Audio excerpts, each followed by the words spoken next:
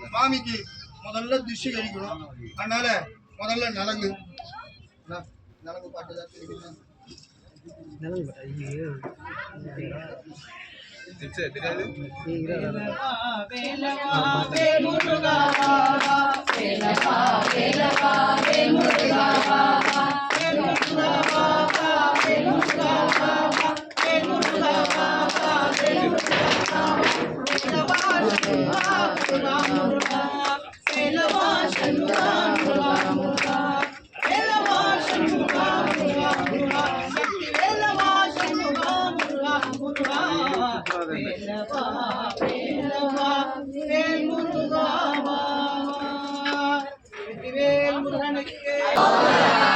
அதாவது சுவாமிக்கு இப்போ ரிஷி கழிச்சாச்சு. இப்போ அடுத்தது சுவாமிக்கு வஸ்திரம் சாத்துதல். வஸ்திரம்